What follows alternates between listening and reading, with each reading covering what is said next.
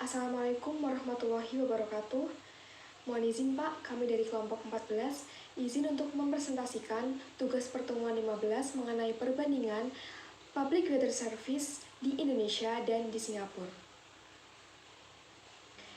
Anggota kelompok 14 adalah Anissa Suryani dan Eriska Febriati. Yang pertama akan dibahas adalah Public Weather Service di Indonesia, yaitu Badan Meteorologi, Klimatologi, dan Geofisika, atau biasa disebut dengan BMKG. Dalam website BMKG, khususnya Weather Service, terdapat beberapa layanan, yaitu perakiraan cuaca, cuaca penerbangan, penginderaan jauh, prospek cuaca harian, cuaca maritim, perakiraan cuaca, probabilistik curah hujan, kebakaran hutan dan lahan, dan siklon tropis. Pada layanan perakiraan cuaca meliputi informasi. Pertama, perakiraan cuaca dunia yang dapat digunakan untuk 2 hari ke depan, yaitu hari ini dan esok hari, yang mencakup beberapa negara seperti pada tampilan presentasi ini. Kemudian perakiraan cuaca Indonesia.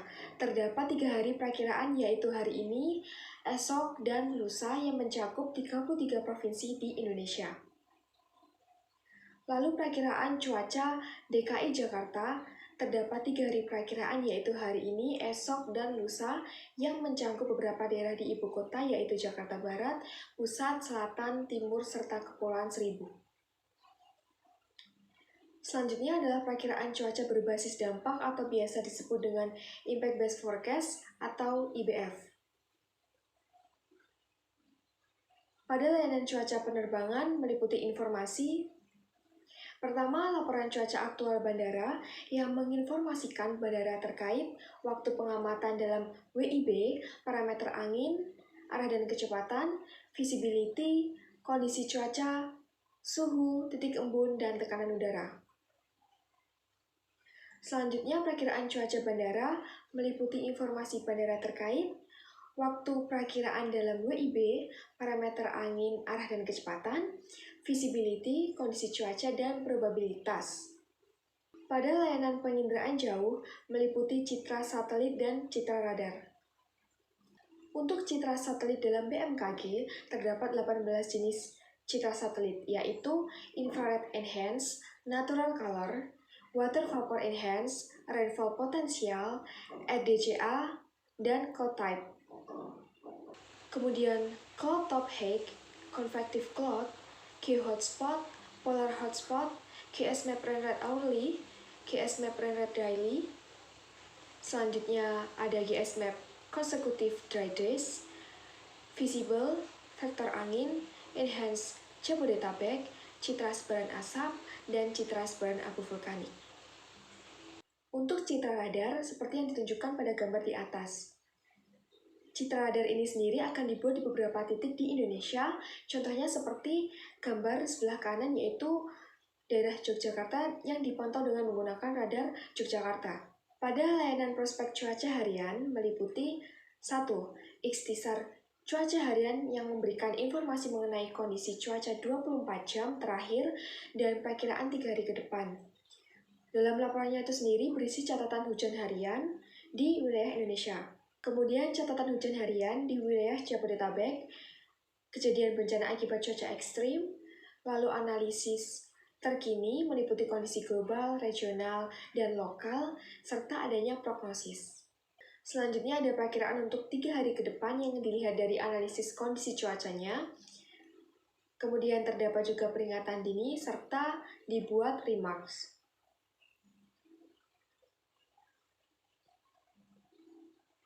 Prospek cuaca 3 harian yang memberikan informasi wilayah yang berpotensi hujan lebat disertai kilat atau petir dan angin kencang, wilayah berpotensi hujan yang dapat disertai kilat atau petir dan angin kencang, serta wilayah berpotensi angin kencang yang akan disediakan melalui narasi dalam laporan prospek cuaca 3 harian. Prospek cuaca seminggu ke depan berisi tentang informasi teknis meliputi indeks global SUI, Nino 3.4, IOD, aktivitas gelombang Rossby dan Kelvin, MGO, sirkulasi siklonik, daerah konvergensi, dan probabilistik potensi hujan di Indonesia. Yang kemudian akan ada informasi publik seperti kondisi kelembapan udara, pengaruh gelombang atmosfer, labilitas atmosfer yang mempengaruhi potensi hujan. Dan selanjutnya ada peringatan dini untuk menghimbau masyarakat terhadap ancaman cuaca ekstrim selama seminggu ke depan. Pada layanan prospek cuaca maritim meliputi peringatan gelombang tinggi yang memberikan informasi peringatan dini perakiraan gelombang untuk 2 hari ke depan yang akan diinformasikan jika terjadi gelombang yang tingginya lebih dari 1,25 meter dan bertahan selama 12 jam ke depan di sekitar perairan Indonesia yang berlaku maksimal 2 hari sejak dikeluarkannya peringatan dan akan diperbarui setiap ada perubahan serta sebelum masa berlakunya habis. Perakiraan cuaca wilayah pelayanan tampilannya akan seperti ini, di mana dalam perakiraan cuaca wilayah pelayanan harus memilih area pelayanan yang diinginkan. Contohnya seperti pada gambar di sebelah kanan, yaitu area perairan Barat Lampung. Dalam laporannya, berisi peringatan tinggi gelombang di bagian perairan yang dipilih untuk 2 hari ke depan tentang kondisi sinoptik wilayah pelayanan yang dituju. Terdapat informasi angin, yaitu arah dan kecepatan di wilayah pelayanan dengan kondisi cuaca yang terjadi di wilayah pelayanan tersebut, serta ketinggian gelombang berdasarkan rentang yang telah ditentukan. Perakiraan tinggi gelombang memberikan informasi terkait prediksi ketinggian gelombang 1 hari ke depan yang mencakup area perairan dengan rentang gelombang yang tenang, rendah, sedang, tinggi, dan sangat tinggi. Perakiraan cuaca pelabuhan tampilannya akan seperti ini, di mana dalam perakiraan cuaca pelabuhan harus memilih area pelabuhan yang dituju. Contohnya seperti pada gambar sebelah kanan, yaitu ASDP Bakahuni.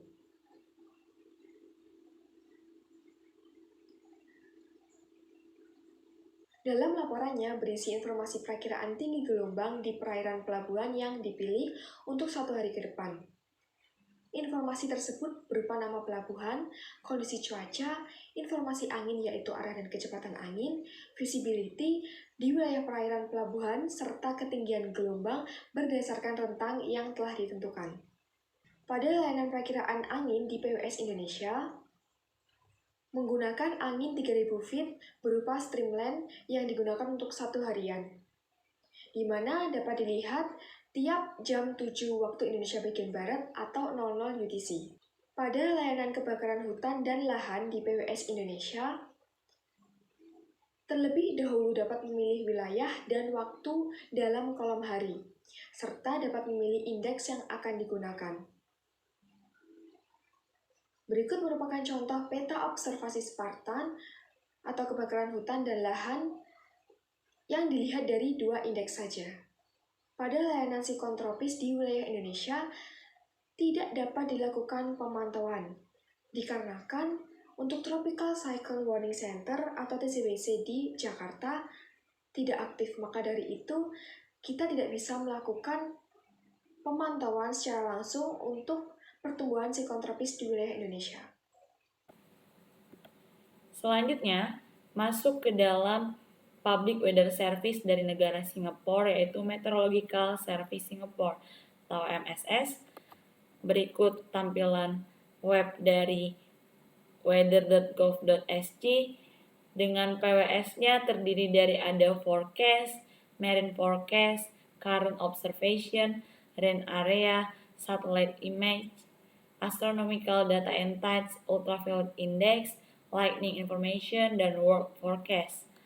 Yang pertama itu forecast, ada 5 produk yang dilaporkan, yaitu perakiraan 2 jam ke depan, perakiraan 24 jam ke depan, lalu ada perakiraan 4 hari ke depan yang diupdate pada 2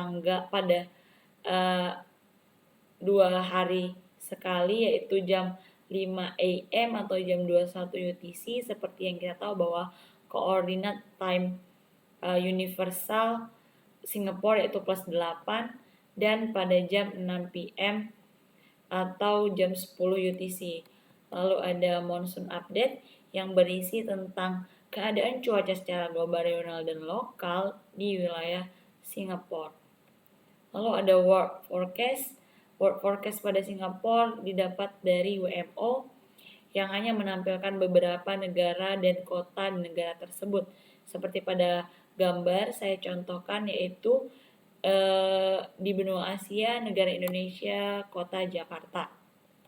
Lalu ada marine forecast yang terdiri dari informasi ada significant wave, lalu ada wind wave, ada swell, surface wind, tropical cyclone, dan marine weather atau keadaan cuaca maritim di sekitar wilayah perairan Singapura. Masuk ke lightning information.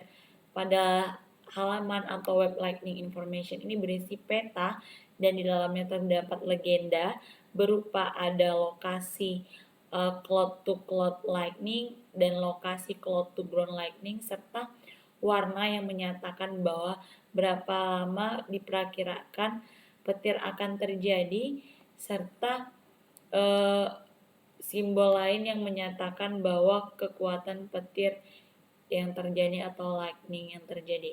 Lalu ada current observation, yaitu terdiri dari beberapa produk, ada curah hujan, suhu, kelembapan, angin, dan jarak pandang atau visibility.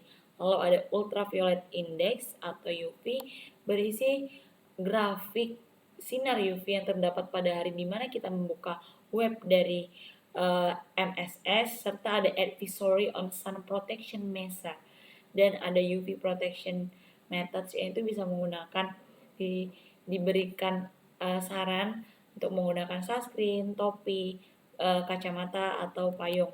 Lalu ada rain area, merupakan tampilan dari radar Singapura tentang forecast atau perakiraan hujan per 15 menit menggunakan radar.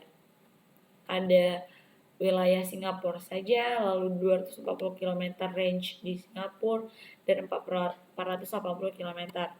Lalu ada astronomical data and tides, berisi tentang terbit dan tenggelamnya, waktu terbit dan tenggelamnya matahari dan bulan serta pasang surut air laut.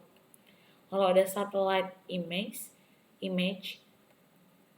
yaitu terdiri dari geostationary satellite dan polar ongoing satellite.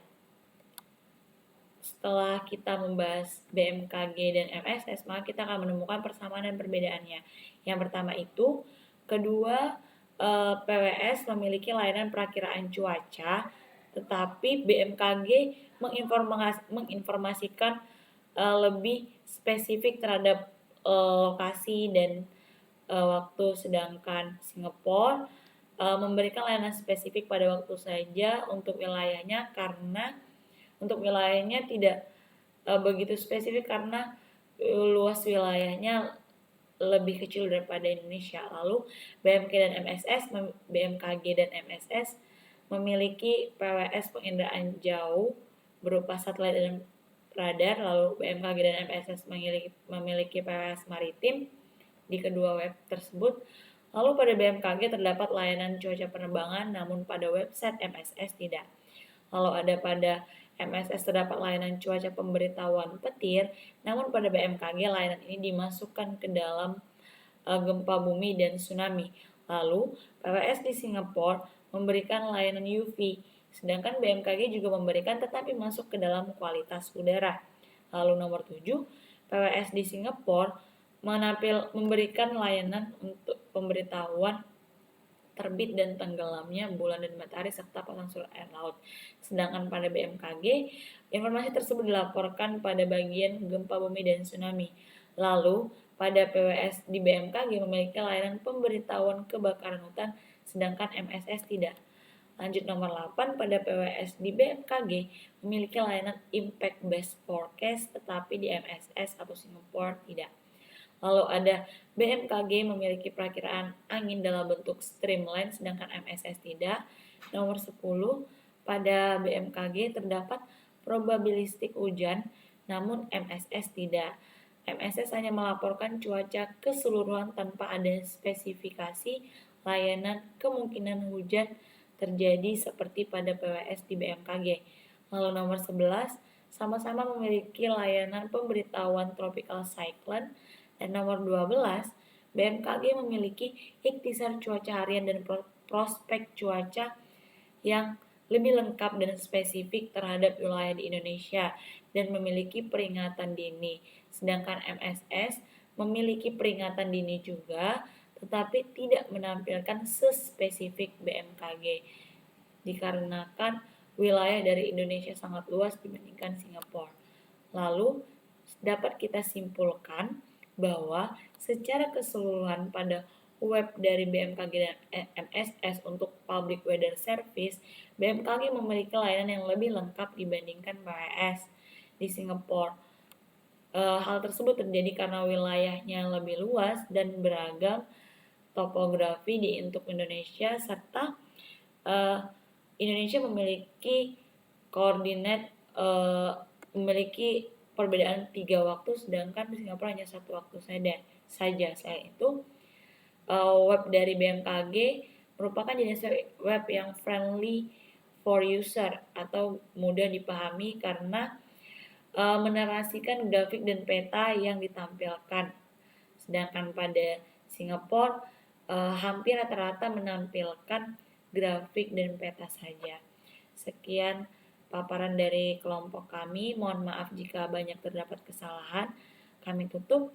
Assalamualaikum warahmatullahi wabarakatuh.